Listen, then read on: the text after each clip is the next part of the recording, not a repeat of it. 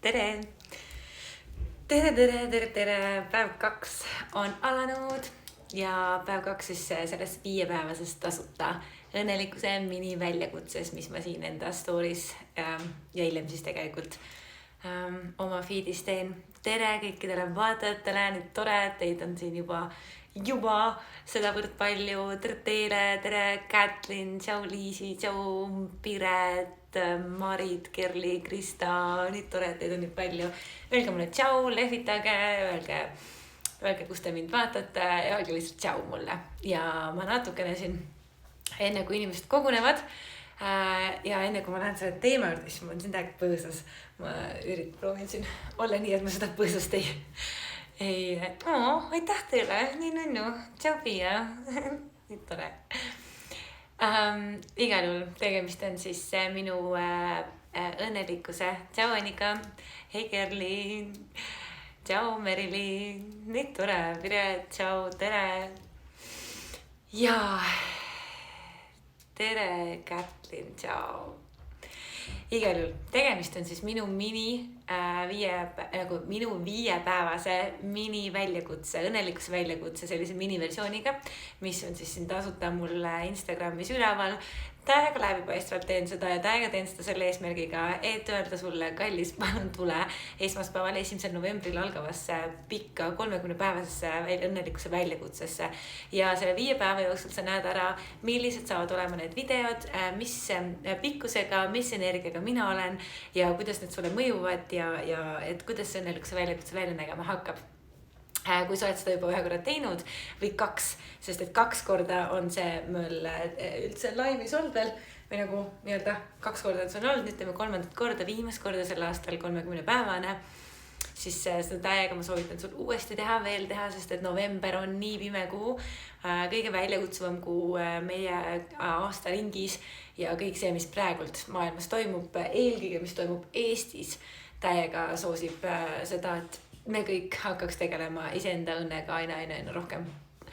Ja täna tahangi ma sulle jagada ühte täiega sellist nagu, et kui me eile rääkisime siis sellest, et kuidas sina pead olema esimene, et ükskõik mis maailmas toimub, et me tihtipeale ütleme, et kui midagi meie keskkonnas või maailmas või ümbruskonnas või meie lähedastes või ma ei tea, kui mu mees enam nii ei tee või kui mu laps hakkab seda tegema või kui mu emad ja töökaaslased ja ülemused ja bla, kui valitsus ja riik ja ühiskond ja COVID ja mis iganes, et kui nemad midagi muudavad, et siis ma saan olla rahulik, siis ma saan olla õnnelik, siis ma saan tunda ennast hästi turvaliselt, nautides ennast elu ja enda reaalsust. Et kui midagi väljapoolt, et siis on minul see õigus või võimalus olla õnnelik. Aga sina pead olema alati esimene. Kui me eile rääkisime sellest, siis täna ma tahan sulle rääkida ühte sellist fundamentaalset mõistmist, niisugust fundamentaalset arusaamist, et kuidas see maailm siin toimib ja kuidas see käib. Kõik, see baseerub siis täna sellele, et ma ütlen niisuguse lause. Kõik siin maailmas, absoluutselt kõik, on oma olemuselt positiivselt neutraalne. Ehk et kõik on oma olemuselt neutraalne, selline nagu nullpunkt, neutraalne, ilma hinnangute, ilma siltide, ilma mitte milletagi. Aga see nullpunkt või see neutraalsus on nagu positiivne neutraalsus, et ta ei ole selline tuimus, ta ei ole selline ükskõiksus, vaid ta on positiivne neutraalsus. Seega sellepärast ma ütlengi, et positiivselt neutraalne on kõik siin maailmas. Ehk et kui me võtame justkui selle pastaka, siis et see on nagu üks teema, ükskõik mis teema see on või mingi mõte, mis sul on või ütleme ükskõik mis teema, siis see teema, see oma olemuselt on ta siin keskel positiivselt neutraalne. Siin otsas on miinus ja siin otsas on pluss. Ehk et, aga oma olemuselt on absoluutselt kõik siin maailmas, kõik haigused, kõik katastroofid, kõik asjad, mida me ütleme, et on ebaõiglased, valed või ei tohiks nii olla või peaksid olema kuidagi teistmoodi. Oma olemuselt on kõik positiivselt neutraalne. Sina inimesena paned mingid asjad, lahterdad kas negatiivsusesse või positiivsusesse.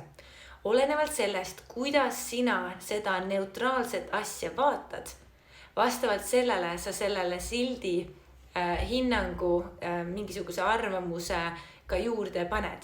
Seega, kui sina vaatad kõike seda, mis maailmas toimub läbi negatiivse prisma, läbi negatiivsete prillide, siis sa lahterdad need asjad siia ja siin ei ole ainult nagu vihane, õudne, kole, pahane, bla, bla, bla, vaid siin on ka ebaõiglus, siin on, et ongi, kui midagi on valet, rasket, keerulist, ebaõiglast, kui miski ei peaks juhtuma, ohvrimeelsus on siin poole peal, siin on ka kõik mingi lootusetuse tunne, tühjuse tunne, meeleheide, ebamugavus, rahulolematus, nördimus, pettumus, kõik sellised asjad on siin negatiivse poole peal. Ja samal ajal, kui sina ütled millegi kohta positiivselt, siis sa paned automaatselt selle siia poole peale. Ja siin ei ole ka, et see on nagu mustvalge, vaid siin on väga palju positiivseid tundeid. Siin on näiteks lähedus, hellus, tänu, rahulolu, kergendus, uhkus, õnnetunne, õrnus, ekstaas, mingi lootus, nauding, vaimustus, kirg, lugupidamine, soojus, armastus, turvalisus, mõnu, imestus, kütkestatus, kõik sellised hästi ilusad ja positiivsed sõnad. Aga jätkuvalt kõik siin maailmas on oma olemuselt positiivselt neutraalne. Ehk et enne, kui sina millelegi paned kas positiivse või negatiivse sildi külge, enne seda on see asi neutraalne. Kuidas on see seotud õnnega ja õnnetundega? Väga-väga lihtsalt. Kui sa hakkad märkama neid asju, millele sa oled pannud külge negatiivse sildi, mida sa oled lahterdanud nagu siia selle negatiivse poole peale, siis sa saad läbi selle märkamise, et okei, kui sina ütled millegi kohta, et see on vale, halb, nõme, seda ei tohiks juhtuda, keegi teeb sulle liiga, kõik see asi, et kui sina seda ütled, siis järelikult, et sina ise sellele neutraalsele asjale selle sildi külge pannud.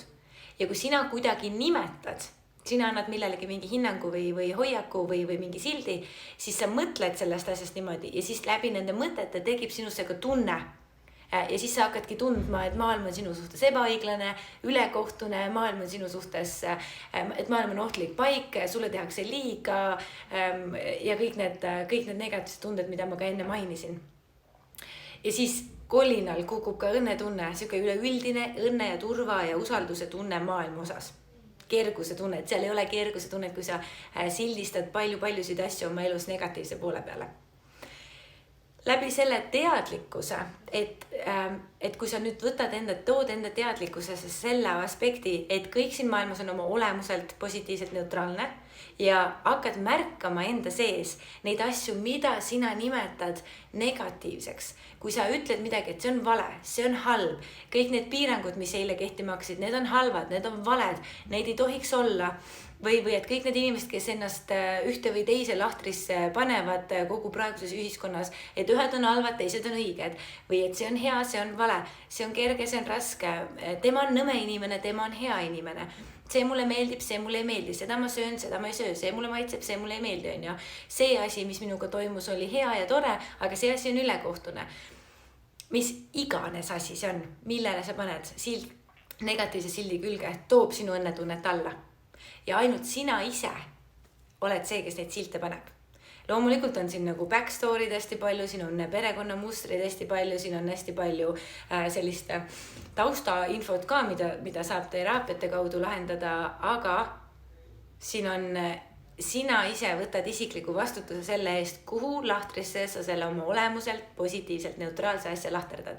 Ja vastavalt sellele, kuhu sa selle lahterdad, vastavalt sellele tekivad sinule mõtted ja sealt edasi tunded ja sealt edasi su sagedus ja sealt edasi sinu üleüldine rahulolu, üleüldine õnnetunne, üleüldine elukvaliteet. Seega, kui sa hakkad mõistma seda, et kuidas sinu enda vaatenurk, kuidas sinu enda perspektiiv asjadele mõjutab seda, kuhu poolde sa selle neutraalse asja lahterdad ja vastavalt sellele, kuidas sa ennast tunned, siis kui sa hakkad seda kui sa esiteks juba mõistad seda ja kui sa hakkad ennast igapäevaselt jälgima ja hakkad seda igapäevaselt muutma, et okei, kui ma märkan, et midagi ma olen lahterdan negatiivseks, siis ma tulen tagasi, nii ma märkasin, et ma lahterdan selle asja negatiivse poole peale, siis ma tulen tagasi, aga ka see on positiivselt neutraalne. Ja siis sa saad ennast tagasi tuua, sest et igal mõttel on inert sees. Ja kui sina annad mingile neutraalsele asjale negatiivse suuna sisse, mõeldes selle kohta midagi negatiivset, siis sellel on inert sees ja sellele läheb hoog läheb selle negatiivse suunas tööle. ja siis see üks negatiivne mõte tekitab uue negatiivse mõtte, tekitab uue, kuniks sa oled sellest negatiivses keerises nii tugevalt sees, et sealt välja tulla ja stoppi teha ja pausi teha ja välja astuda nõuab juba kõrgemat pilotaaži ja konkreetseid tehnikaid, kuidas sellest välja tulla. Näiteks ma hommikul ka sõitsin linna ja mul oli kõik asjad kuidagi kokku jooksnud ja ma mõtlesin, et issand, nagu kõik on nii nõme. Kõik on nii nõme lihtsalt. Ja siis ma märkasin, okei, et tegelikult on ju kõik neutraalne ja mina lihtsalt olen nõmedas kohas hetkel omadega, minu sagedus on all ja siis mina panen selle nõmeda sildi kõigele külge. Aga see ei tee midagi paremaks. Ja siis ma võtsin kasutusele konkreetsed tehnikad. Mul on 3 küsimust, mida ma nendel hetkedel küsin. Tänases videos ma sinuga neid veel ei jaga, aga homses laivis ma jagan sinuga ühte küsimust, mida ma küsin nendel hetkedel, kui ma märkan, et ma olen millelegi negatiivse sildi külge andnud. Aga tänane live ja tänane ülesanne ongi sul esiteks teadvustada siis seda, et kõik on oma olemuselt positiivselt neutraalne ja hakata märkama enda sees neid asju, millele sa annad negatiivse hinnangu. Ja samal ajal vaadata ka seda osa, et asjad, märgata ka seda, et need osad, millele sa annad hästi tugeva positiivse hinnangu, et ka need on tegelikult neutraalsed. Et ka need on neutraalsed, et ei ole niimoodi, et kõik, mis on negatiivne, on tegelikult neutraalne, aga kõik, mis on positiivne. Ei ole. Ka need väga tugevad positiivsed asjad on oma olemuselt tegelikult neutraalsed ja täpselt sama võrdsed nagu need negatiivsed asjad. Seega, kallis, täna olen ma sulle oma sellise väikse õnnesutsu andnud. Positiivselt neutraalne, ma panin niipidi, positiivselt neutraalne, kõik asjad on siin keskel, hakka ennast märkama, hakka vaatama, mis su peas toimub, mis hinnanguid sa annad, mis silte sa paned, mis nagu lahterdusi, kuhu sa asju lahterdad ja kui sa hakkad lahterdama asju negatiivsesse, siis tee endale stopp ja vaata, okei. Ma panen selle sinna, ma panen selle neutraalse asja sinna. Huvitav, miks ma seda teen? Või et äkki ma saan hoida ennast selles osas neutraalsena. Ja homme tule uuesti jälgi minu storiesid. Ma panen sulle sinna üles info, millal ma homme tulen laivi.